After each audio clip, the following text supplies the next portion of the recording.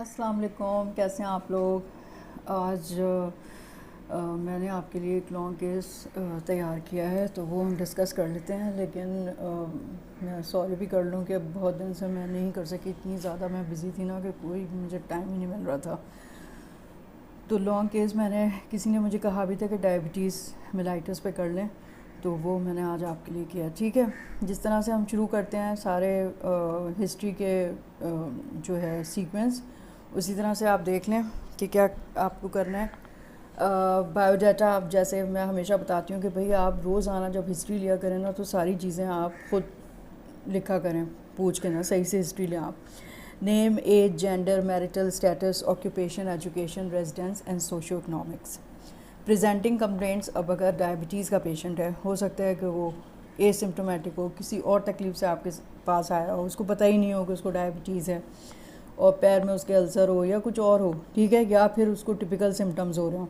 तो आप देखें सिम्टम्स ऑफ हाइपरग्लाइसीमिया जैसे polyuria, polydipsia, weight loss, fatigue, weakness, blurry vision, frequent superficial infections, vaginitis, fungal skin infections and slow healing of the skin lesions after minor trauma। तो ये complaints हो सकती हैं ना उसकी, ठीक है। तो ये सारी चीज़ें आपने उससे पूछनी है। प्लस जब आप हिस्ट्री ले रहे हैं ना, तो डायबिटीज़ की कॉम्प्लिकेशंस आप अपने दिमाग में रखें, यानी कि मैक्रोवेस्कुलर कॉम्प्लिकेशन और माइक्रोवेस्कुलर कॉम्प्लिकेशन, ठीक है। मैक्रोवेस्कुलर क्या है, हो सकता है पेशेंट है आपके पास, वो आपको बता रहे हैं कि 15 साल हो गए उसको डायबिटीज़ है, 25 साल हो गए, तो जाहिर है आप सोच लें कि उसको कॉम्प्लिकेशंस तो हुई होंगी ना कोई। तो कॉम्प्लिकेशंस अगर आप अपने जहन में रखेंगे ना, तो आप फिर सवालात जो है पेशेंट से हिस्ट्री में पूछ सकते हैं आराम से। तो मैक्रोवेस्कुलर कौन कौन सी हैं, उसमें कार्डियोवैस्कुलर कॉम्प्लिकेशन आ गई, यानी कि हाइपरटेंशन और heart failure, angina, myocardial infarction. फिर उसके बाद आप जो है वो सेरिब्रोवैस्कुलर एक्सीडेंट्स, उसके बारे में पूछेंगे तो स्ट्रोक हो सकता है, TIA हो सकता है, ठीक है। फिर उसके बाद peripheral vascular disease, intermittent claudication, ये सब आप पूछें, और जब एग्जामिनेशन करेंगे तो पल्सेस वगैरह चेक करेंगे आप। फिर उसके बाद ये तो मैक्रोवेस्कुलर हो गई, या फुट अल्सर्स हैं या कुछ है, पेशेंट को कोई पैरों में कोई ज़ख़म वगैरह हैं, तो उसके हिसाब से आप पूछेंगे। फिर न्यूरोपैथी के सवाल। फिर उसके बाद माइक्रोवेस्कुलर कॉम्प्लिकेशन पे आ जाइए। क्या क्या होती है माइक्रोवेस्कुलर, रेटिनोपैथी होती है, तो blurring of vision, difficulty in seeing things, ठीक है।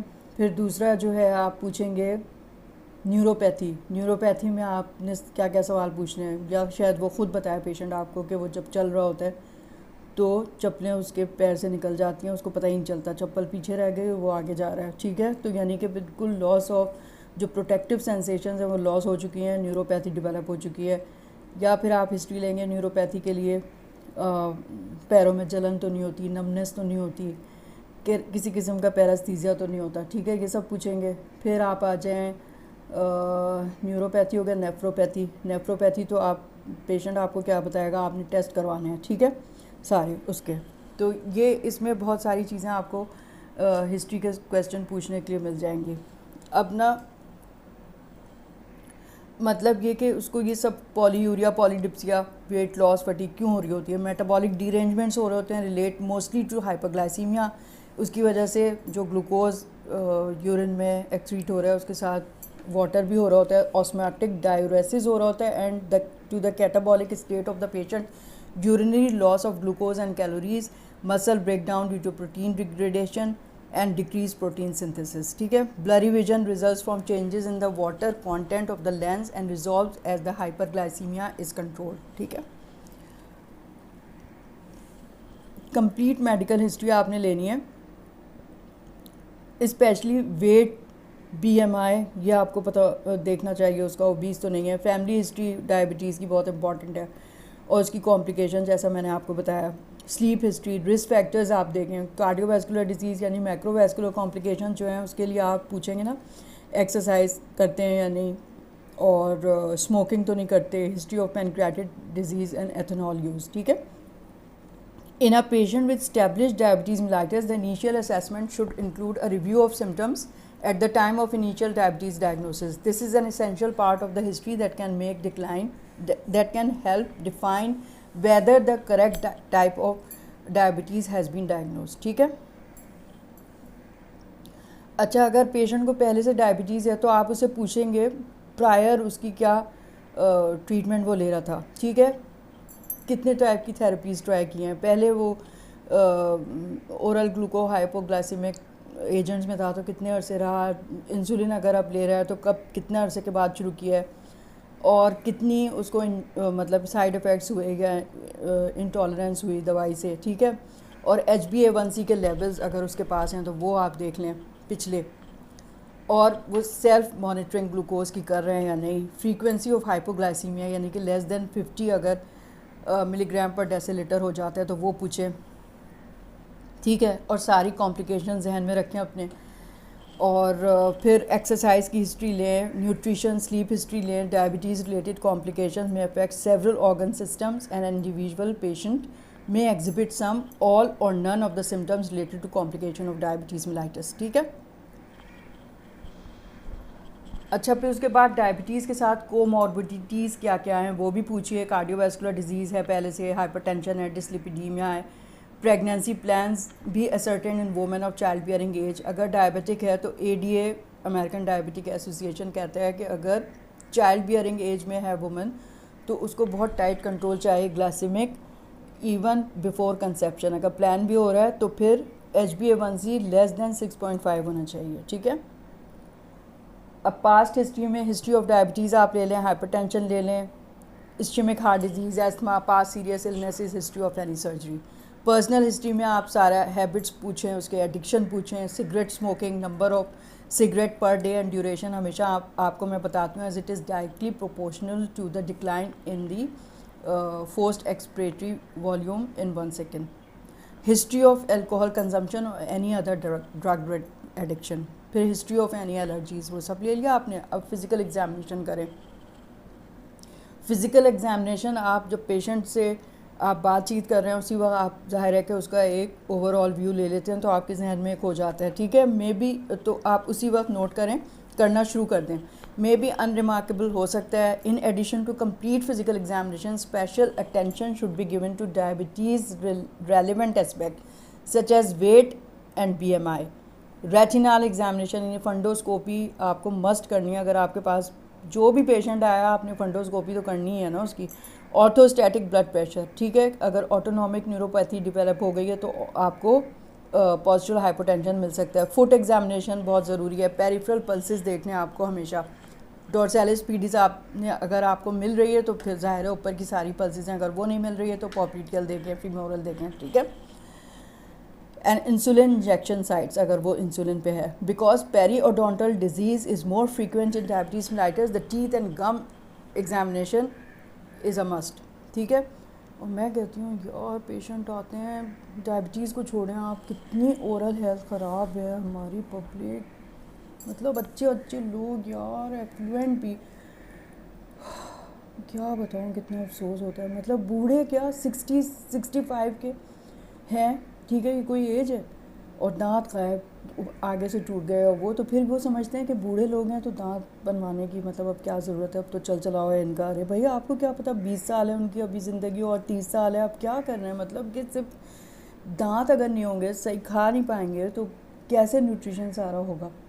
बहुत बुरा हाल है. कोई नहीं जाता डेंटिस्ट के पास. खुदाया बिल्कुल आप लोग बहुत अच्छी तरह काउंसिल किया करें पेशेंट को. डायबिटीज़ में तो ये जो पेरीओडोंटाइटिस है ना, अब तो इसका आगे है कि मतलब ये सबसे ज़्यादा कॉमन है ना. 100% एक मैंने स्टडी की थी उसमें 100% मुझे पेशेंट में पेरीओडोंटाइटिस मिला था. क्योंकि मैं वहाँ थी ना फातिमा जिन्ना डेंटल कॉलेज, वहाँ पे मैंने अपने जो डेंटिस्ट मेरे वो थे ना डेमॉन्स्ट्रेटर्स, उनके साथ मैंने करी थी. बड़ी अच्छी इंटरनेशनल डायबिटीज़ फेडरेशन की कॉन्फ्रेंस हुई थी, वहाँ मैंने प्रेजेंट किया था पेपर.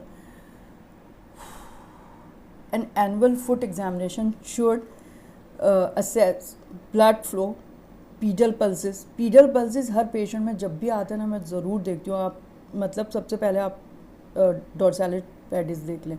सेंसेशंस यानी vibratory sensations 128 hertz tuning fork आपने रखना ही रखना है on the base of the great toe, the ability to sense touch with monofilament, monofilament होता है ना, उससे आप एग्जामिन करके देखा करोगे 5, 7, 10 मोनोफिलामेंट से पेशेंट को फील हो रहा है टच या नहीं हो रहा, ठीक है। तो मतलब डायबिटीज़ के पेशेंट में सेंट्रल नर्वस सिस्टम का एग्जामिनेशन बहुत इम्पॉर्टेंट है। Number 2, look for the presence of foot deformities such as hammer or claw toes and sharked foot. Identify sites of potential ulceration. पूरा फुट आप सही से देखिए, कहीं पे कोई ज़ख़म कुछ है पोटेंशियल जहाँ पे हो अल्सर बनने का।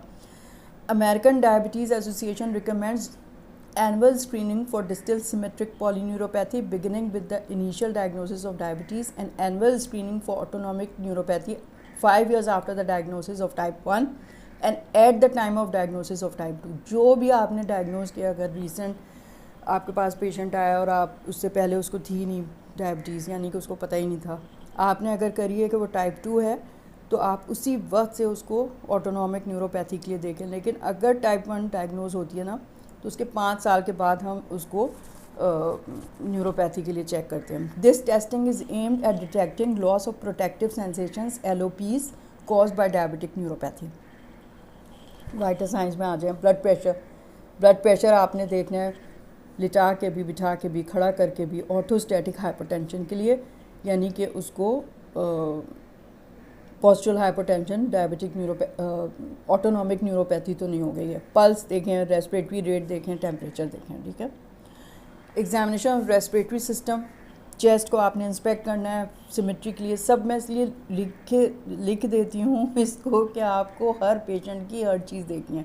Palpation, tracheal position, chest expansion, apex beat, percussion, dullness indicative of pleural effusion, hyperresonance, sign of emphysema. कुछ भी मिल सकता है ना आपको, पेशेंट तो किसी चीज़ का भी हो सकता है। रेस्पिरेटरी डिजीज़ का पेशेंट है, उसको डायबिटीज़ है, ठीक है, तो आपने सब कुछ देखना है। ऑस्कल्टेशन में है wheezes, rales, rhonchi, prolonged expiratory phase, diminished breath sounds which are clues to disorders of the airways, interstitial oedema और फाइब्रोसिस।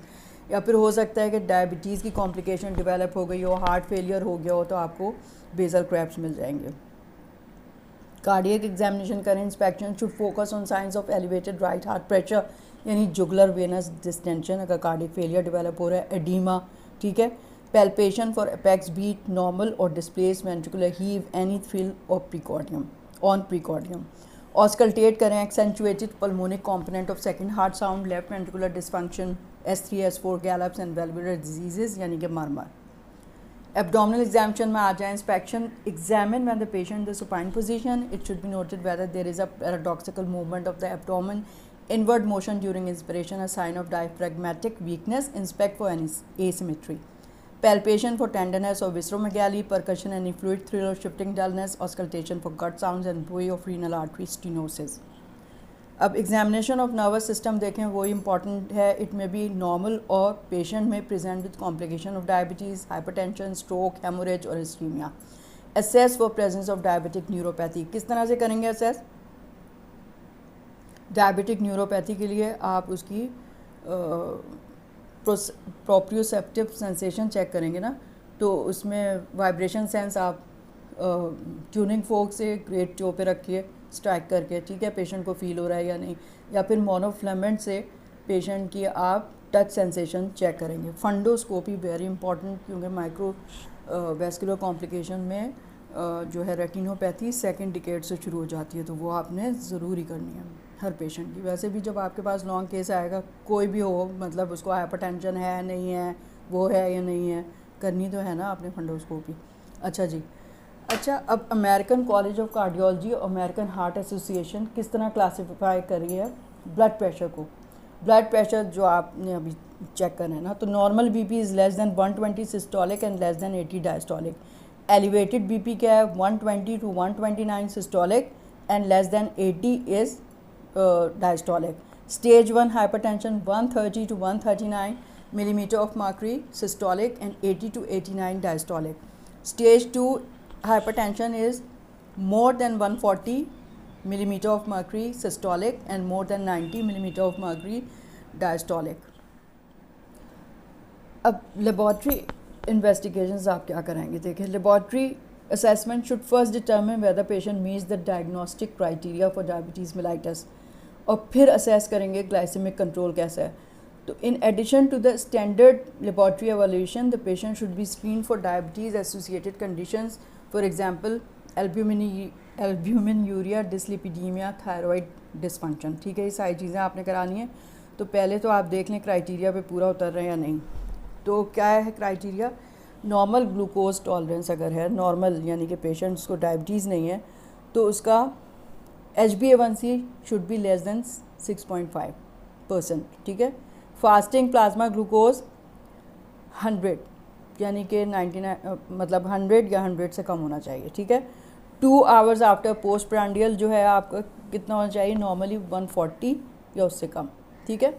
अब प्री डायबिटीज़ हम कहते हैं, मतलब जब डेवलप हो रही है तो एक प्री डायबिटिक पीरियड आता है जिसमें प्रोग्रेसिव डिक्लाइन हो रहा होता है इंसुलिन डेफिशिएंसी का, और टॉलरेंस डेवलप हो रही होती है, इंसुलिन की रेजिस्टेंस। तो उसमें जो है इम्पेयर्ड फास्टिंग ग्लूकोज हो जाता है। तो वो कितना लेंगे हम, यानी जो फास्टिंग ब्लड ग्लूकोज है वो 100 to 125 मिलीग्राम पर डेसीलीटर हो, और जो ग्लाइकेटेड हीमोग्लोबिन है वो 5.7 to 6.4। ये प्री डायबिटीज़ है। ठीक है। 2 आवर्स आफ्टर यानी कि रैंडम ब्लड ग्लूकोज जो है 140 to 199 मिलीग्राम पर डेसीलीटर। ठीक है। और ये तो प्री डायबिटीज़ है, सही है। अब डायबिटीज़ जो है वो क्या होगी? सिम्टम्स भी मिल रहा है आपको। डायबिटीज़ रैंडम ब्लड ग्लूकोज की कंसंट्रेशन मोर देन 200 हो गई है, और 6.5 या उससे ज़्यादा ग्लाइकेटेड हीमोग्लोबिन आ रहा है आपका परसेंट। तो ठीक है। और 126 मिलीग्राम पर डेसीलीटर या उससे ज़्यादा, 126 मिलीग्राम पर डेसीलीटर से ज़्यादा फास्टिंग ब्लड ग्लूकोज आ गया तो this is declaration for diabetes. 2 दफ़ा आप करा के देख लें उसका फास्टिंग ब्लड ग्लूकोज, और दोनों दफ़ा अगर 126 या उससे ज़्यादा आ जाए तो डायबिटीज़ डिक्लेयर कर दें। ठीक है। अब पहला आपने ये किया कि उसका क्राइटेरिया आपने देख लिया कि पूरा हो रहा है डायबिटीज़ का। अब दूसरा स्टेप आता है कि उसको क्लासिफाई करना है। ठीक है। क्लासिफिकेशन जो है टाइप 1 डायबिटीज़ है, टाइप 2 डायबिटीज़ है। ठीक है। और उसके साथ बहुत सारी दूसरी एटिपिकल डायबिटीज़ भी हैं। तो क्लासिफाई कैसे करेंगे?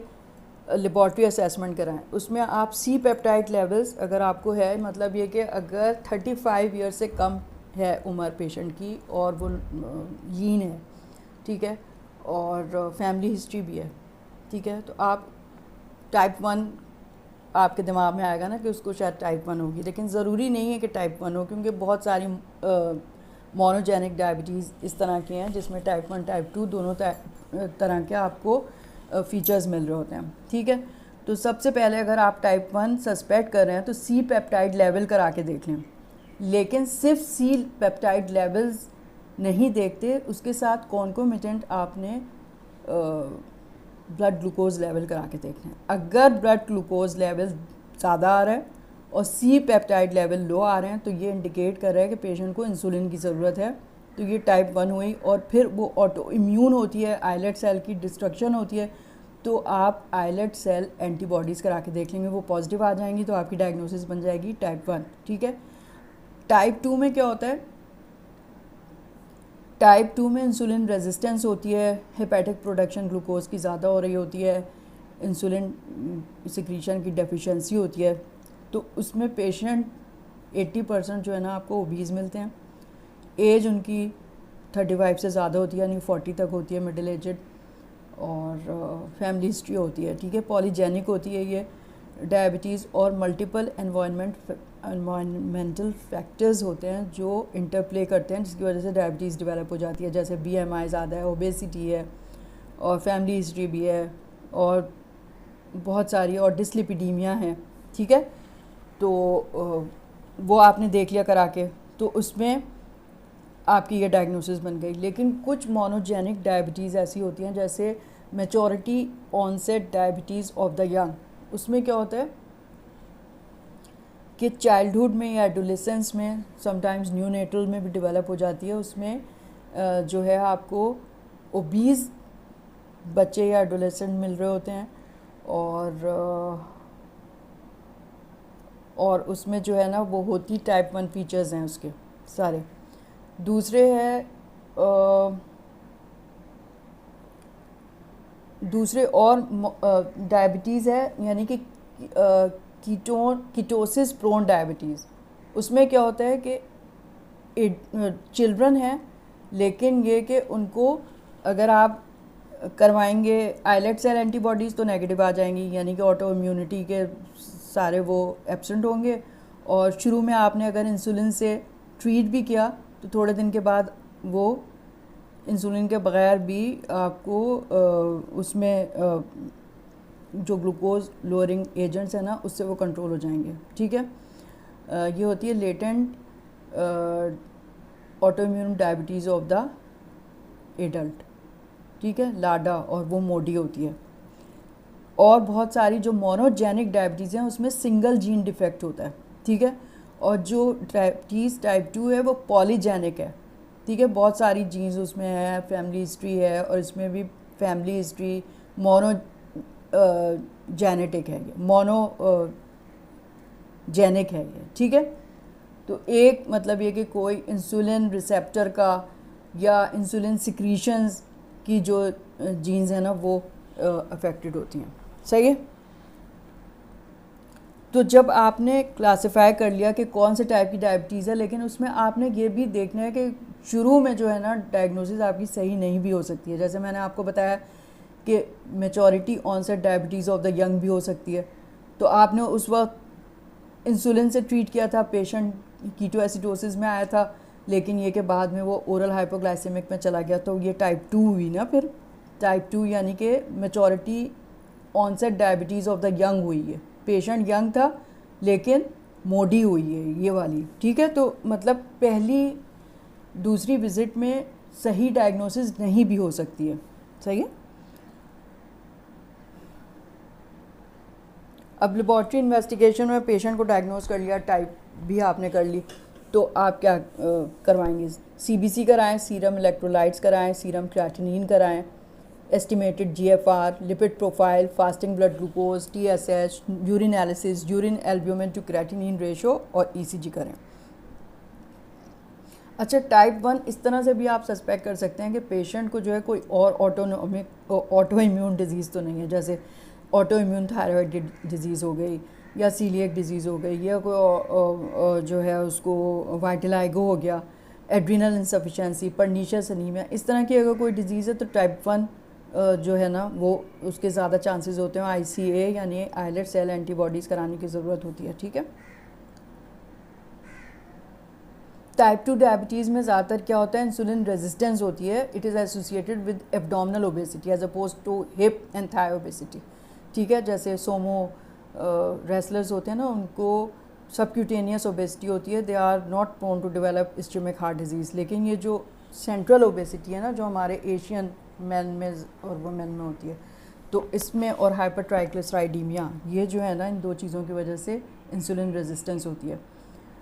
तो मतलब वही कि टाइप 2 के पेशेंट जो हैं वो ओल्डर होते हैं, लेकिन अब एज डिक्लाइन करती जा रही है जैसे हम देख रहे हैं, और ओवरवेट चिल्ड्रन और एडोलेसेंट में फिर ये टाइप 2 डेवलप हो सकती है। ठीक है,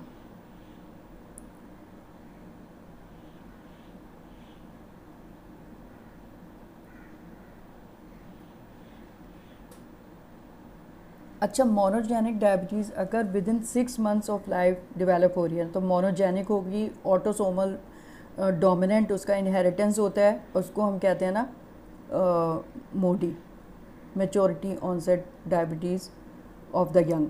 ठीक है, टिपिकल फीचर्स ऑफ टाइप 1 और टाइप 2 दोनों इसमें हो सकते हैं, stable mild fasting hyperglycaemia.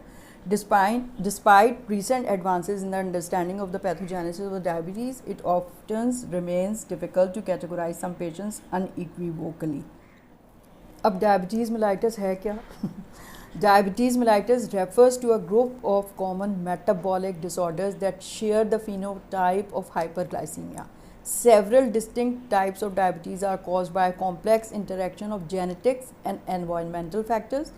Depending on the etiology of diabetes mellitus, factors contributing to hyperglycemia include reduced insulin secretion, decreased glucose utilization, and increased hepatic glucose production. The metabolic dysregulation associated with diabetes causes secondary pathophysiologic changes in multiple organ systems that impose a tremendous burden on individuals with diabetes and the healthcare system. DM is the leading cause of end-stage renal disease, non-traumatic lower extremity amputations, and adult blindness. Persons with diabetes are at increased risk for cardiovascular disease, which is a common cause of morbidity and mortality in this population. Classify कर लिया अब हमने इसको, ठीक है. अच्छा, both type 1 and type 2 diabetes are preceded by a period of progressive worsening of glucose homeostasis followed by development of hyperglycemia that exceeds the threshold for clinical diagnosis.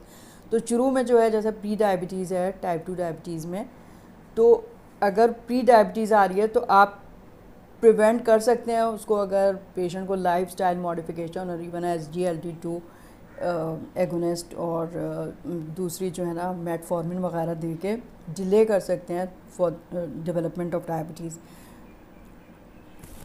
This phase is type 2 diabetes mellitus. This phase is referred to pre-diabetes and is more specifically classified as impaired glucose fasting glucose या impaired glucose tolerance, ये कहते हैं हम IGT या IFG. अब मैं other types आपको बताती हूँ कि maturity onset diabetes of the young है, also known as monogenic diabetes, characterise by autosomal dominant inheritance, early onset of hyperglycaemia यानी कि less than 25 years, even in the neonatal period हो सकता है, cause by specific gene defect in insulin secretion in action. Other forms of diabetes either a single gene defect or combination of genetic loci. Diabetes may develop as a result of cystic fibrosis or chronic pancreatitis in which islet cell become damaged from primary pathologic process that takes place in the exocrine tissue of the pancreas. ठीक है, फिर hormone जो antagonise कर रहे हैं insulin के वो बढ़ जाएं यानी एंडोक्रिनोपैथीज़ हों, जैसे कुशिंग सिंड्रोम हो गया, एक्रोमेगैली हो गई है ना, या इन सब में भी हो जाएगी डायबिटीज़, सेकेंडरी डायबिटीज़ जिसको कहते हैं. Viral infection has been implicated in pancreatic islet destruction but are extremely rare cause of diabetes. मतलब एक फुलमिनेंट डायबिटीज़ जापान में डायग्नोज हुई है कि यानी कि वायरल इन्फेक्शन हुआ and it cause total destruction of the pancreatic tissue और डायबिटीज़ एकदम से डेवलप हो गई टाइप 1, तो वो कहलाती है फुलमिनेंट डायबिटीज़, लेकिन वो बहुत ही रेयर है. अब स्क्रीनिंग रिकमेंडेशन क्या है? अमेरिकन डायबिटिक एसोसिएशन ये कहती है कि जितने भी इंडिविजुअल्स हैं मोर देन 35 इयर्स, उनकी जो है ना एवरी 3 इयर्स स्क्रीनिंग होनी चाहिए, यानी HbA1c और फास्टिंग ब्लड ग्लूकोज. और अगर वो ओबीज़ हैं तो उनका फिर अर्लियर एज में शुरू कर देना चाहिए. रिस्क फैक्टर्स और भी हैं, फैमिली हिस्ट्री है या हाइपरटेंशन भी है और डिस्लिपिडीमिया भी है, तो उनको और जल्दी कर लेना चाहिए ना 35 से भी पहले. रेगुलेशन ऑफ ग्लूकोज होमोस्टेसिस आपको आना चाहिए. इंसुलिन और ग्लूकागॉन, मतलब ये कि नॉर्मली जो है जब हम फास्टिंग में होते हैं तो क्या होता है, ग्लूकागॉन इंक्रीज़ हो जाता है ना, यानी कि hypoglycaemia is the stimulus for glucagon release. Glucagon जो है वो हेपेटिक प्रोडक्शन, ग्लूकोन्यूजेंसिस, ग्लाइकोजिनोलिसिस करता है और जो हाइपोग्लाइसीमिया था उसको सही कर देता है ग्लाइकोजिनोलिसिस लिवर से करके, और मतलब ये कि ब्लड में ले आता है ताकि हाइपोग्लाइसीमिया ख़त्म हो जाए. ठीक है, अब जब हाइपरग्लाइसीमिया है तो इंसुलिन रिलीज़ होती है. इन दोनों का एक बैलेंस है नॉर्मल लाइफ में. ठीक है, इंसुलिन रिलीज़ होती है. इंसुलिन जो है वो एनाबॉलिक हार्मोन है, वो सारी चीज़ें रिवर्स कर देता है, यानी कि ग्लूकोज को सेल के अंदर ले जाता है, muscles, skeletal muscle, adipose tissue वहाँ पे स्टोर कर लेता है, लिवर में स्टोर कर लेता है एज ग्लाइकोजन. ठीक है, तो उसके सारे इफेक्ट ग्लूकागॉन के और इसके जो हैं वो उलट हैं. ठीक है, तो ग्लूकोज की पेरिफेरल यूटिलाइजेशन होने लगती है, उसके अंदर जाने लगता है स्केलेटल मसल के, और ये हमारी लाइफ में ना बहुत इंपॉर्टेंट है इसका होम्योस्टेसिस. और यही होम्योस्टेसिस जो है वो डिस्टर्ब हो जाता है डायबिटीज़ मेलाइटस में. अब डायबिटीज़ की मैनेजमेंट एंड थेरेपीज़। तो गोल्स ऑफ थेरेपी क्या हैं? सबसे पहले तो सिम्टम्स ऑफ हाइपरग्लाइसीमिया को आपको ख़त्म करना है ना, और फिर दूसरे क्या है, you have to eliminate the long term microvascular and macrovascular complications. मतलब ख़त्म नहीं हो सकती तो डिले हो सकती हैं, पेशेंट का जो लाइफ स्टाइल है, जो क्वालिटी ऑफ लाइफ है वो बेहतर हो सकती है। ठीक है। Number 3, allow patient to achieve as normal lifestyle as possible. तो ये 3 आपके गोल हैं। मतलब अगर आप ब्लड ग्लूकोज को less than 200 milligram per decilitre कर देंगे तो हाइपरग्लाइसीमिया के जो सिम्टम्स हैं ना वो सब polyuria, polydipsia, blurring of vision, वो सब ठीक हो जाएगा। लेकिन उसको सही और करने के लिए आपने स्ट्रिंजेंट कंट्रोल करना है ना, जो डायबिटिक एसोसिएशन आपसे कह रही है, अमेरिकन डायबिटिक एसोसिएशन, के इतना हो जाना चाहिए, तो फिर आप डिले करेंगे। और कितनी स्टडीज़ हो चुकी हैं ना, यानी कि diabetes control and complication trial 4000 patient पे हुआ था, जिसमें उन्होंने देखा कि आप अगर उसको कंट्रोल कर लें हाइपरग्लाइसीमिया को और HbA1c को, तो पेशेंट की आप DCCT ट्रायल जो कहलाता है, ठीक है, तो डिले हो जाएंगी, प्रिवेंट हो जाएंगी कॉम्प्लिकेशन सारी। ठीक है। फिर UKPDS, United kingdom prospective study of diabetes, ठीक है, UKPDS, हाँ, तो उसने भी ये क्या है कि एक अगर रिड्यूस कर देंगे आप HbA1c तो बहुत कॉम्प्लिकेशंस जो है ना उसकी रिड्यूस हो जाएंगी। ठीक है। तो कितनी स्टडीज़ से ये अब साबित हो चुका है, ये नहीं कि उड़ी उड़ाई बात नहीं है। सही है। तो ये आपने करना है। अच्छा, फिर दूसरे, care of diabetes mellitus is multi disciplinary. American diabetic association has termed that comprehensive diabetes care, comprehensive diabetes control या केयर अब उसे कहते हैं। अब यहाँ पे वहाँ पे कितने लोग डायबिटीज़ को, जो अमेरिकन डायबिटीज़ एसोसिएशन है वो कहती है कि एक तो जो प्राइमरी फिजिशियन है, यानी कि आप या हम हो गए, ठीक है, दूसरे क्या होना चाहिए, एक न्यूट्रिशनिस्ट होना चाहिए, एक जो है वो फार्मासिस्ट होना चाहिए, एक जो है वो सोशल वर्कर होना चाहिए, एक जो है वो पोडियाट्रिस्ट होना चाहिए, और अगर पेशेंट को कॉम्प्लिकेशंस हो रही हैं एंडोक्रिनोलॉजिस्ट या डायबिटोलॉजिस्ट होना चाहिए। ठीक है, चलो एंडोक्रिनोलॉजिस्ट डायबिटोलॉजिस्ट नहीं, आप फिजिशियन ही आप कर दें, उसको हमने हटा दिया। लेकिन अगर पेशेंट को कॉम्प्लिकेशंस डेवलप हो गई हैं तो कौन कौन होना चाहिए? कार्डियोलॉजिस्ट होना चाहिए, कार्डियक सर्जन होना चाहिए, न्यूरोलॉजिस्ट होना चाहिए, और क्या ये आई स्पेशलिस्ट होना चाहिए, ऑप्थेल्मोलॉजिस्ट। ठीक है। तो इतने लोग मिल के इंटरडिसिप्लिनरी कंट्रोल ऑफ डायबिटीज़ करते हैं। अब यहाँ हमारा क्या हाल है, कोई नहीं है आपके पास, ठीक है, सिर्फ आप हैं। आपके पास पेशेंट आएगा, क्या आप इनमें से कुछ चीज़ कर सकेंगे? कुछ नहीं। तो आपको इतनी अच्छी तरह से पेशेंट को आप इस तरह से अपने आप को कर लें, क्योंकि आपके पास टॉक्स में भी आ सकते हैं ना कि पेशेंट को डायबिटीज़ के लिए आप काउंसिल करें, ठीक है, तो आप क्या कहेंगे उससे? तो आपने ना जो है ना, मैंने तो इस तरह से किया है, मैंने एक अपना खुद किताब में से पढ़ के एक डाइट का वो बनाया हुआ है सब चीज़ों के लिए। डायबिटीज़ के लिए एक बनाया पूरा डाइट प्लेट का एक मेरे पास मैंने बना लिया कि हाफ प्लेट में क्या होना चाहिए, इधर क्या होना चाहिए, उधर क्या होना चाहिए। पेशेंट को मैं समझा देती हूँ, ठीक है, कि ये चीज़ें बिल्कुल मना है, ये जो हैं वो आप अगर ब्लड शुगर कंट्रोल है तो आप सही ले सकते हैं, और जो बिल्कुल ही नहीं ले सकते हैं, बेकरी आइटम, स्वीट्स, वो सब, ठीक है, वो बिल्कुल नहीं लेने। तो ये सब मैं उनको दे देती हूँ बता के। दूसरे, पूरा एग्जामिनेशन करें और सारे आप जो बेस लाइन है वो करा के देख लें। आई स्पेशलिस्ट के पास भेज दें अगर आपको लग रहा है कि फंडोस्कोप आपके पास होना चाहिए। और मैं कहूँगी, हम लोग ने जो गलती करी है आप ना करें प्लीज़, कि फंडोस्कोप जी बस इम्तिहान में लेके जाया जा रहा है, उससे देखा जा रहा है। अरे भाई, हर पेशेंट का देखिए ना, आप जो हाइपरटेंशन है, स्ट्रोक के पेशेंट हैं, कुछ हैं, आप करें फंडोस्कोपी, आप देखें क्या क्या प्रोलिफरेटिव, जैसे रेटिनोपैथी होती है, प्रोलिफरेटिव, नॉन प्रोलिफरेटिव है तो उसमें पेशेंट को भेजा जा सकता है लेज़र थेरेपी के लिए, और प्रोलिफरेटिव अगर हो गई है तो फिर ब्लाइंडनेस बिल्कुल इमिनेंट होती है। तो कितना ज़रूरी है ना ये सारी चीज़ें, और फिर देख देख के आपको कितना आ जाएगा कि मतलब मैक्यूलर एडीमा और ये सारी चीज़ें, प्रोलिफरेटिव चेंजेस क्या हैं, हेमोरेजेस और कॉटन बुल एक्सोडेट, ये सब आपको समझ में आने लगेंगे। तो प्लीज़ आप सब पेशेंट का करें, वहाँ पे जाके हड़बड़ाएं नहीं, पे एक दफ़ा कर रहे हैं उठा के, सही है। सारी चीज़ें आपके पास टूल्स होने चाहिए सारे। तो अब इसे कहा जाता है कॉम्प्रिहेंसिव डायबिटीज़ केयर। ये इन सारी चीज़ों को मिला के, जो हमारे यहाँ तो बिल्कुल भी नहीं हो रही है, ठीक है।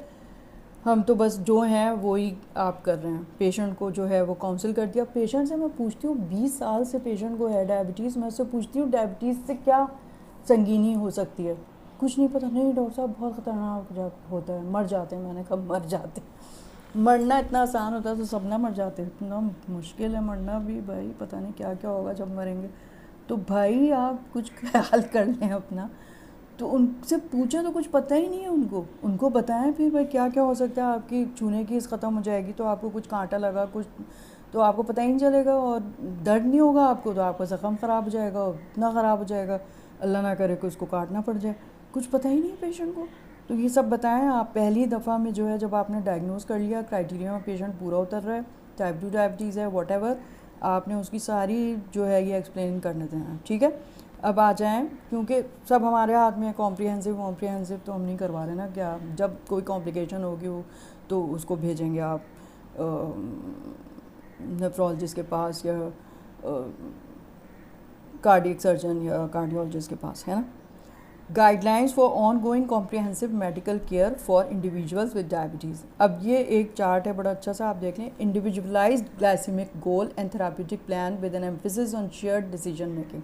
अब हर एक का स्ट्रिंजेंट कंट्रोल ना करें, यानी कि अगर पेशेंट का आपने डायबिटीज़ एसोसिएशन ये कहती है कि आप लेस देन 7 कर दें अगर HbA1c, तो एक गुड कंट्रोल है। लेकिन हर एक में लेस देन 7 ना कर दें आप। कुछ पेशेंट होते हैं जिनको सेनाइल डिमेंशिया है, कॉग्निटिव डिसऑर्डर है, और उनको जो है हाइपोग्लाइसीमिया की परसेप्शन नहीं हो रही, ऑटोनॉमिक न्यूरोपैथी हो चुकी हुई है। उनका ना करें आप लेस देन 7, उनका आप 7.5 to 8% रखें, ठीक है। तो इंडिविजुअलाइज्ड होता है कंट्रोल, हर एक के लिए एक जैसा नहीं होता। तो फिर उनको हाइपोग्लाइसीमिया का उतना ख़तरा नहीं होगा। Blood glucose measurement using continuous glucose monitoring और कैपिलरी फिंगर स्टिक डिवाइस, ठीक है। कंटिन्यूस ग्लूकोज मॉनिटरिंग जो है उसमें इलेक्ट्रोड होते हैं, सबक्यूटेनियसली लगाए जाते हैं, वो इंसर्ट कर दिए जाते हैं, और फिर उसमें एक सेंसर लगा हुआ होता है जो ग्लूकोज की मॉनिटरिंग करता है, और उसके साथ जो भी रिकॉर्डर होता है, और वो हर 14 डेज़ पे चेंज होता है, ठीक है। यहाँ पे तो मैंने कभी देखा नहीं है, पता नहीं होता है, लगा होता है कि नहीं। तो कंटिन्यूस ग्लूकोज मॉनिटरिंग, और पेशेंट खुद नहीं कर सकता, उसका केयर गिवर जो भी है तो वो उसको करे, और फिर उसको इस तरह से किया जाता है कि वो अपने प्राइमरी फिजिशियन से उनका लिंक होता है कि जो भी वो आ रहे हैं रिज़ल्ट तो उनके पास पहुंच सकें, या जो फैसिलिटेटर है उनके पास, ठीक है। HbA1c को कहा जाता है टेस्टिंग 2 से 4 दफ़ा करवानी चाहिए। यहाँ पेशेंट हर एक के पास जा रहे हैं, हर दूसरे दिन HbA1c हो रहा है, जिसका भी देखो 1 महीने बाद हो गया, 2 महीने बाद हो गया। अरे भाई 3 महीने का तो उसमें मिल रहा है आपको। अगर सही चल रहा है, ग्लाइसेमिक कंट्रोल है, तो आप सिर्फ 2 दफ़ा कराएंगे 6-6 महीने के बाद। लेकिन अगर इतना स्ट्रिंजेंट कंट्रोल नहीं है, हाइपरग्लाइसीमिया अनकंट्रोल्ड हुआ हुआ है, तो फिर आप 3 महीने के बाद तो कराएंगे ना एटलीस्ट, यानी कि 4 दफ़ा। यहाँ पे हर एक जिस डॉक्टर के पास गया उसने HbA1c करा लिया। अरे भाई पिछला रिकॉर्ड तो देख लो, 1 महीने पहले ही हुआ था, कोई फ़ायदा है उसका? पैसे खर्च कराना बस। Lifestyle management in the care of diabetes including diabetes self management, education, support. जब तक आप एजुकेट नहीं करेंगे ना पेशेंट को कुछ समझ में नहीं आएगा कि उसे क्या करना है। उसको बताएं कि ये हो जाएगा भाई आपको, अगर आप कंट्रोल नहीं करेंगे तो। न्यूट्रिशन थेरेपी, ठीक है, उसके लिए आप चार्ट बना के रखें और पेशेंट को एक्सप्लेन करें। फ़िज़िकल एक्टिविटी कितना ज़रूरी है भाई। मैं तो हर पेशेंट को कहती हूँ कि 50% ये दवाइयाँ इतनी महंगी महंगी, और 50% जो है ना आपको ये वॉक करनी है, और आपको जो है डाइट अपनी रेस्ट्रिक्ट करनी है, सही है, वरना तो कोई इफ़ेक्ट नहीं होगा। Psychosocial care including evaluation for depression, anxiety, diabetes, distress. क्यों एक इतना भयानक बीमारी हो गई, सारी ज़िंदगी चलेगी, उसमें कितने इकनॉमिक आपके पैसे खर्च होंगे, और कितना आपको बर्डन होगा ना कि ये कराना है वो कराना है, ये ना हो जाए वो ना हो जाए। तो फिर साइकाइट्रिस्ट साइकोलॉजिस्ट की भी ज़रूरत होती है, इंटरडिसिप्लिनरी जो उन्होंने बताया हुआ ना उसमें एडिशन। डिटेक्शन, प्रिवेंशन और management of diabetes related complications, diabetes related eye examination annual और बाई एनुअल। अगर बहुत ज़्यादा डिटोरियोरेशन हो रही है पेशेंट को विजन में तो 2 दफ़ा करवाइए 6 महीने बाद। Diabetes related foot examination 1 to 2 times per year by provider, daily by the patient. Daily patient करे, मतलब आप उसे कहें देखें आपको पैर अपना ऐसा रखना है जैसे हम चेहरा रखते हैं, देखते हैं ना हम कितना साफ़ सुथरा अच्छा हो रहा है, उसी तरह से आप पैर भी देखें अपने। बिल्कुल मैं देखती हूँ कोई ख्याल नहीं करता अपने पैरों का, अल्लाह तब बुरा हाल होता है। कहती हूँ देखा 15 मिनट जो है ना नीम गर्म पानी में भिगोएं, ठीक है, पैर थोड़ा सा शैम्पू डाल के, फिर उसके बाद उसको पैर ड्राई करें, फिर उसके बाद वैसलीन लगाएं, कुछ ना लगाएं तो वैसलीन लगाएं, देखें कुछ है तो नहीं, सीधे सीधे नाखून काटें, सब बताएं पेशेंट को, सही है। Diabetes related eye examination and अगर आप खुद नहीं कर रहे हैं, फंडोस्कोप है तो भाई खुदा के लिए खुद करके देखें, इम्तिहान में तो करेंगे ना। डायबिटीज़ रिलेटेड फूड एग्जामिनेशन हो गया। डायबिटीज़ रिलेटेड न्यूरोपैथी एग्जामिनेशन कैसे करेंगे? न्यूरोपैथी सेंट्रल नर्वस एग्जामिनेशन कर रहे हैं, उसमें आपने जो है वो प्रोप्रियोसेप्टिव सेंसेशन चेक करनी है, तो उसके लिए आप वो करेंगे ना वाइब्रेशन सेंस। कैसे करेंगे? स्ट्राइक किया अपना ट्यूनिंग फोक, उसका बेस जो है आपने रखा उस पर ग्रेट टो पे, ठीक है, और पेशेंट को पूछें कि उसको वाइब्रेशन फील हो रही है नहीं हो रही है, तो उसको न्यूरोपैथी डेवलप हो गई है। दूसरे आप टच सेंसेशन उसकी चेक करेंगे मोनोफिलामेंट से। मोनोफिलामेंट होते हैं सबके पास, ठीक है, वरना तो आप किसी भी जो उससे मंगवाएं आप, ये क्या होता है मेडिकल रैप्स वगैरह से कहें भाई हमको ला के दो मोनोफिलामेंट, तो वो आपको ला के दे देंगे, उससे आप चेक किया करेंगे, ठीक है, टच की सेंसेशन। और पेशेंट को बताएं कितना ज़रूरी है, पेशेंट आपको खुद बताएगा डॉक्टर साहब मैं चल रहा होता हूँ मेरी चप्पल निकल जाती है, मुझे पता ही नहीं चलता, ठीक है, तो ये निशानी है कि उसको न्यूरोपैथी डेवलप हो गई है। Diabetes related kidney disease testing annual आपने सब करवाना है, यानी creatinine, urinary albumin creatinine ratio, EGFR, ठीक है, ये सारी चीज़ें आपने करा के देखनी है। Screen for other diabetes related complication annual. Assessment of fracture risk in older patients with diabetes, consider measurement of bone mineral density, अगर है तो आप डेक्सा स्कैन करा के देख लें। मैनेजमेंट और treat diabetes relevant condition including blood pressure, assess 2 to 4 times per year. Her patient का मैं जब मेरे पास आता है ब्लड प्रेशर देखती हूँ, अगर 120/80 से ज़्यादा है, ADA अब कहता है कि 120/80 से कम होना चाहिए ब्लड प्रेशर, ठीक है, 120/80 भी हो तो ठीक है, लेकिन अगर कार्डियोवैस्कुलर रिस्क ज़्यादा है तो उससे भी कम होना चाहिए, ठीक है। तो ब्लड प्रेशर अगर उसका इतना नहीं आ रहा है, फ़ौरन जो है उसको शुरू करा दें एंटी हाइपरटेंसिव। और सबसे अच्छी क्या है कि आप ARBs वगैरह दें, या जो प्रोटीन यूरिया से भी प्रिवेंट करें।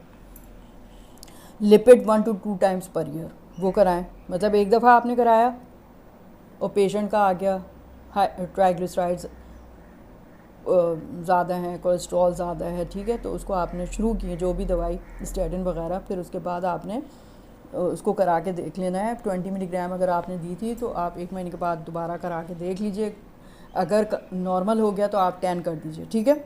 तो इस तरह से आप देखें। Consider screening individual with type 2 diabetes और prediabetes for metabolic dysfunction associated steatotic liver disease if the risk factors are present. Consider antiplatelet therapy with low dose aspirin. Immunizations including influenza, pneumococcal hepatitis B, coronavirus and respiratory syncytial virus. अगर more than 60 years of age हैं तो उनको ये लगवा दीजिए। Lifestyle management diabetes क्या होगा? Patient with diabetes should receive education about nutrition. अब हम इसको कहते हैं मेडिकल न्यूट्रिशन थेरेपी, MNT, ठीक है। फिजिकल एक्टिविटी वो बताएं आप।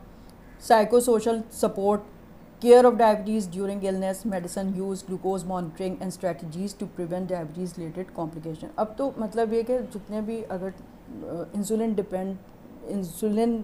पे डिपेंड करने लगी है टाइप 2 डायबिटीज़, तो उनके पास ग्लूकोमीटर तो लाजमी होना चाहिए, 3 टाइम तो आप देखेंगे ना, ठीक है, ब्लड ग्लूकोज।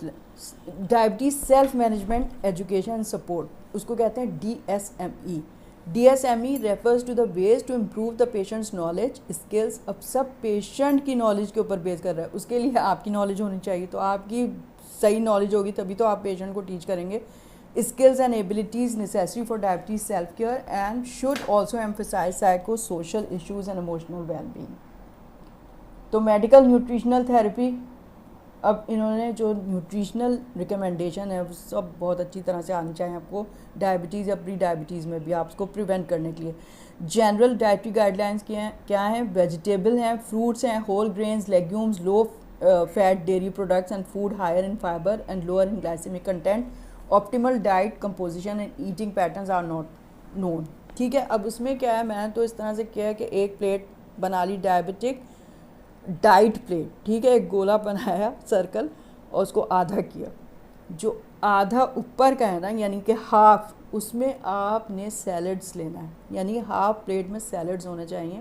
नॉर्मली भी हम लोग को ये करना चाहिए कि हाफ प्लेट में सैलड्स हों। नीचे वाली जो आधी प्लेट है ना उसको दो में डिवाइड कर लें। एक तरफ जो है ना प्रोटीन्स होने चाहिए, यानी कि उसमें अंडा आ गया और फिश आ गई और चिकन, उसमें से कोई एक चीज़ चूज़ कर लें। अगर नाश्ता है तो उसमें अंडा ले लीजिए, लंच या डिनर है तो उसमें फ़िश या चिकन ले लीजिए, ठीक है, रेड मीट बिल्कुल भी नहीं। अब फिर उसके बाद दूसरा जो पोर्शन है उसमें फिर आपका दलिया और सीरियल्स और इस तरह की सारी चीज़ें आ जाती हैं ना, जैसे अगर रोटी खानी है तो चक्की वाले आटे की, वो उसमें आप कर लें। यानी बड़ा अच्छा सा मैंने अपना बनाया है, तो पेशेंट को बताना भी आसान होता है कि ये इस तरह से आपने करना है, ठीक है। और तली हुई चीज़ें नहीं खानी, ऑर्गन मीट नहीं खाना, उसमें 100% कोलेस्ट्रॉल होता है। कार्बोहाइड्रेट जो हैं वो आपने कम कर देना है ना, तो monitor carbohydrate intake in regard to calories, set limits for meals to reduce postprandial glycemia, consider limiting overall carbohydrate intake in adults and diabetes as this may improve glycemia, avoid fructose sucrose containing beverages, ठीक है। estimate grams of carbohydrate in diet। अब जो type 1 diabetic हैं उनको तो फिर अंदाज़ा हो जाता है कि ये खाते हैं तो वो तो उनका बहुत ज़्यादा बढ़ जाता है, तो उस हिसाब से इंसुलिन की डोज रिड्यूस कर सकते हैं या बढ़ा सकते हैं। Protein in diet, percentage of diet is not known, should be individualised, हर एक के लिए मतलब एक जैसा नहीं है। Other components reduce calorie and non-nutritive sweeteners, routine supplements of vitamins, antioxidant, trace elements not supported by the evidence. Vitamin D, calcium supplement as recommended to promote bone health। हाँ, vitamin D और ये सब आप करा के देख लें, अगर कम है तो आप उसको करवा दीजिए उसको, यानी कि vitamin D दे दीजिए। Sodium intake as advice for general population, ठीक है। Minimise disruption to sleep and eating patterns और note risk of hypoglycaemia associated with religious fasting. Physical activity, अब फ़िज़िकल एक्टिविटी जो है ना कोई भी नहीं कर रहा होता है, मुझे पता है। आप फ़िज़िकल एक्टिविटी सिर्फ बीमारी में थोड़ी करते हैं, यानी कि बस करें, आप हर एक को करनी है। कितनी मतलब ये कि उफ, नींद आ रही होती है, दिल नहीं चाह रहा होता, कितनी अजियतों से मैं करती हूँ, मैं आपको बता नहीं सकती। मतलब मैं सुबह 4:45 बजे उठती हूँ, इसके अलावा मुझे बहुत सारे काम अपनी अम्मी के करने होते हैं जो सपोर्ट से ही चलती हैं, उनको वज़ू करवाना और ये सब करना, और ख़ुद नमाज़ पढ़ती हूँ, फिर उसके बाद अम्मी को पढ़वा के बिठा के कुरान शरीफ दे के फिर मैं वॉक करने जाती हूँ। तकरीबन मुझे फिर 5:15 बज जाते हैं, और अगर मैं इस टाइम पे ना करूँ तो कर ही नहीं सकती। तो भाई अपनी मतलब बर्दाश्त करें, अजियत आपके लिए बेहतर है, वरना तो कितने मोटे हो जाएं, पहले ही इतनी मोटी हो रही हूँ। तो 150 मिनट्स की वॉक पर वीक ADA आपको कहता है कि आप कर लें। 1 मिनट्स की वॉक अगर 30 मिनट्स पर डे करेंगे ना, आप इसको कैलकुलेट कर रहे हैं, 5 डेज़ अ वीक आप करें, सैटरडे संडे आप सोते रहें बेशक, लेकिन 5 दिन तो करें, ठीक है। 5 डेज़ अ वीक करना है। ऑफ एरोबिक, फिर उसके बाद योगा बहुत अच्छा होता है, बैलेंस मेंटेन करने की एक्सरसाइज, ये सब बुढ़ापे में ही काम आएगी फिर आपके। Physical activity with no gaps longer that 2 days, यानी कि 2 दिन, एक दिन का आप मेरा दिल नहीं चाह रहा, सोती रह जाऊँ मैं, तो 2 दिन से ज़्यादा ये हरकत ना करें। गिरते पड़ते बस एक्सरसाइज कर लेती हूँ, मुझे होता है एक इंसेंटिव होता है मुझे एक्सरसाइज जब मैं कर रही होती हूँ, मैं इसके बाद सो जाऊँगी। आधा पौना घंटा तो मैं सो जाऊँगी, जब मेरी मासी आएगी तब उठूँगी। अच्छा, resistance exercise, flexibility and balance training and reduce sedentary behaviour throughout the week, ठीक है। Exercise has multiple benefits including cardiovascular risk reduction, reduce blood pressure, maintenance of muscle mass, reduction of body fat, weight loss. ये patient को बताएं आप, बस walk करें, क्यों करें भाई? अरे बताओ उससे कितनी चीज़ें, ब्लड प्रेशर सही रहेगा, कोलेस्ट्रॉल ठीक रहेगा, रेजिस्टेंस जो इंसुलिन की है वो ख़त्म हो जाएगी, आपका ग्लूकोज जो है वो अंदर जाने लगेगा सेल के। हैं ट्रीटमेंट गोल्स अब क्या होते हैं? अब एक गोल होना चाहिए ना, आप उसको चेक करें पेशेंट का इतना हुआ या नहीं। फास्टिंग ब्लड शुगर 80 to 130, मतलब ये कि जो गोल है ना 130 से ज़्यादा नहीं होना चाहिए डायबिटिक्स का। फास्टिंग 130 आ रहा है तो जो दवा आपने दी हुई है उससे वो बेहतरीन कंट्रोल है, नहीं आ रहा तो ऐड करें कुछ। RBS लेस देन 180 होना चाहिए, जैसे नॉर्मल का तो 140 होता है ना, अब इनका रखा है लेस देन 180 भी अगर आ रहा है तो ये बहुत अच्छा कंट्रोल है। HbA1c in fit young and robust adult में लेस देन 7 और इन सम केसेस 6.5 से कम होना चाहिए। HbA1c जैसा अभी मैंने बताया था, elderly with cognitive impairment and having inability to sense hypoglycaemia should have 7.5 to 8। तो इंडिविजुअलाइज्ड होती हैं सब चीज़ें। ब्लड ग्लूकोज मॉनिटरिंग करें 3 to 5 times per week in type 2 DM। 3 to 5 times per week तो आप देख लें कि कितना रह रहा है। मेरे पास आते हैं यार, 1 महीने के बाद मेरे पास पेशेंट आया, ना FBS ना RBS, कुछ भी नहीं, चेक नहीं, वो तो हमने करा ही नहीं। अब मैंने कहा मेरे पास आना बेकार ही हो गया ना, मतलब ये कि अब मैं कुछ नहीं कर सकती, मैं कोई आपकी दवाई तब्दील होनी है नहीं होनी है, मैं क्या असेस करूँ? तो हमेशा जब भी डॉक्टर के पास जाएं पेशेंट को बताएं कि भाई फास्टिंग करवा के आओ, ठीक है। HbA1c ट्वाइस अ ईयर और एवरी 3 मंथ्स। अब ये नहीं कि हर दफ़ा पेशेंट आ रहा है हर महीने HbA1c लिख के दिए जा रहे हैं। अरे भाई 3 महीने का तो उसमें आपको दिखा दिया ना उसने। इतने पेशेंट ने HbA1c कराए हुए होते हैं, हर एक HbA1c करा रहे हैं, फास्टिंग करा ही नहीं रहा, बिल्कुल ही ख़राब है। Foot examination 1 yearly. Neuropathy starting 5 years after type 1 diabetes and from the time of diagnosis in type 2 diabetes. और ये होता है कि डायबिटीज़ अगर अभी रिसेंट, यानी कि आज मैंने डायग्नोस कर ली किसी की, तो हो सकता है वो 10 साल से हो उसको तो कॉम्प्लिकेशन हो गई होंगी भाई, उसके लिए आप देखें उसको, ठीक है। तो ये हो गया, ठीक है। और इसको मैंने Harrison principles of internal medicine edition 22 2025, यही है मेरे पास अभी तक, इसी में से लिया है। तो ये मैंने अपनी तरफ से तो करा दिया, लेकिन बहुत सारी चीज़ें हैं, पैथोजेनेसिस है वो इतना मैंने डेप्थ में नहीं डिस्कस किया है, और इसकी जो ट्रीटमेंट है पूरे ओरल हाइपोग्लाइसेमिक इंसुलिन वो सब अगर आप कहेंगे तो मैं अलग से एक लेक्चर में करवा दूँगी आपको, ठीक है।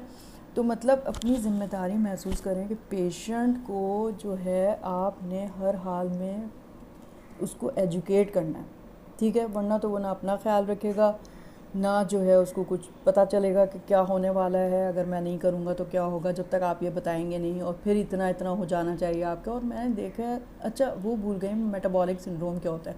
मेटाबॉलिक सिंड्रोम जो है मतलब डिसलिपिडीमिया और ये सब हो जाता है, उसके साथ क्या है, इंसुलिन रेजिस्टेंस हो, अगर उसके साथ हाइपरटेंशन हो, उसके साथ डिसलिपिडीमिया हो, कैसा, हाइपर ट्राइग्लिसराइडीमिया हो, और लो HDL हो और हाई LDL हो, ठीक है।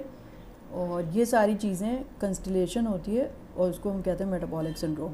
अब जैसे PCOS है औरतों में बहुत कॉमन है, उसमें मेटाबॉलिक सिंड्रोम अगर हो रहा है तो फिर डायबिटीज़ का चांस बहुत ज़्यादा बढ़ जाता है, ठीक है। तो मेटाबॉलिक सिंड्रोम को ट्रीट करने की ज़रूरत है सही से। तो ये सारी चीज़ें जो है ना पेशेंट को मैंने देखा, अल्लाह आप यकीन करें, ऐसे ऐसे पेशेंट इतने ओबीज उतना, और अगर सीरियसली उनको समझाया जाए। मेरे पास एक पेशेंट था, पता नहीं शायद मैंने पहले आपको जिक्र किया था या नहीं, मुझे एक सर्जन ने कॉल दी थी कि पता नहीं पेरियनल अपसेस के साथ आया था पेशेंट, और उसकी डायबिटीज़ बिल्कुल अनकंट्रोल थी। और जब मैं गई उसको देखने के, डॉक्टर ज़ेबा प्लीज़ आप उसको कंसल्ट कर लें उसके लिए, मैं गई, ओबीस पेशेंट, पान खाता था, सिगरेट पीता था, इतने इतने, माय गॉड, चेन स्मोकर, होगा ऐसे 45 ईयर्स का, इतनी बुरी हालत थी उसकी। अच्छा जब मैंने उससे बात की तो बिल्कुल जैसे होता ना, अब बस डॉक्टर साहब ये कहेंगे कि अब सिगरेट छोड़ दो, पान छोड़ दो, ये करो वो करो, मुझसे कुछ नहीं हो सकता। इतनी ख़राब उसकी कोई अप्रोच थी ना उस पेशेंट की, इतना मजाक उड़ा रहे हैं जैसे डॉक्टर का ना, कि डॉक्टर पागल हो गया जो कह रहा है कि ये कर लो वो कर लो। मैंने कहा देखें आप, मतलब चाहें तो मेरे पास, अभी जब आपकी सर्जरी हो जाए, अभी तो मैंने आपका शुगर कंट्रोल कर दिया, लेकिन आप चाहें तो मेरे पास आइएगा। अच्छा फिर वो ना आया मेरे पास, और फिर वो की तकलीफ़ इतनी उठा चुका था, तो फिर उसको इतना वो डर गया ना, उसको मैंने सारी चीज़ें बताएंगी, ये हो सकता है, वो हो सकता है, प्लीज़ आप ये करें, सिगरेट बंद करें, पान बंद करें, वॉक शुरू करें। और आप यकीन करें, उसको पता नहीं अल्लाह मैंने कैसा, उसने सब कुछ छोड़ दिया, वॉक करनी शुरू कर दी। और नेक्स्ट टाइम जब मेरे पास आया फॉलोअप के लिए, मैं पहचानी, उसका ट्राइग्लिसराइड 350, कोलेस्ट्रॉल 275, इस तरह की चीज़ें थी उसकी, हाइपरटेंसिव, डायबिटिक, क्या हाल था उसका। लेकिन इतना माशाल्लाह माशाल्लाह वो सही हो गया, उसने काफ़ी वज़न कम कर लिया। अभी वो ओवर वेट है, पहले तो ओबीस था। तो मैं कहती हूँ फीलिंग ऑफ वेल बीइंग इतनी अच्छी हो जाती है। उस पेशेंट ने मुझे बताया, और बहुत सारे पेशेंट हैं जो इतनी बुरी हालतों में आते हैं, यकीन करें, अगर आप उनका शुगर कंट्रोल कर लें, ब्लड प्रेशर, उनको सही से गाइड कर दें, उनको पैरों की बता दें किस तरह से एहतियात करनी है, तो आप कितना करम करेंगे ना पेशेंट के। मतलब कोई फ़ायदा होगा ना जो आपने पढ़ा है, जो काम आपको करना चाहिए एक्चुअली, वो तो ये है ना कि किसी को आप ठीक करें दिल से, और सब कुछ आप इस तरह से फिर याद करें कि आपको ये सारी चीज़ें करनी है। पेशेंट आया, उसकी पेरिफेरल पल्सेस मैंने देखनी है, ठीक है, न्यूरोपैथी के लिए मैंने उसे देखना है, सारा कुछ मैंने करना है, फीट का एग्जामिनेशन। पेशेंट को आप एक दफ़ा में नहीं, हर दफ़ा उसे आप स्ट्रेंथन करेंगे जो चीज़ें बताई हैं आपने, ठीक है, तो कितना अच्छा हो जाएगा ना। एक डाइट का चार्ट अपने पास बना के रख लें। पेशेंट हैं, आपसे पूछते हैं तो आप उसको वो दें, फ़ोटो कॉपियाँ कराएँ, जो भी है, जो भी, ताकि आपको भी याद हो जाए। ठीक है, थैंक यू सो मच। ज़रूर मुझे लिखिएगा कैसा लगा आपको ये लेक्चर। ओके जी, खुदा हाफ़िज़।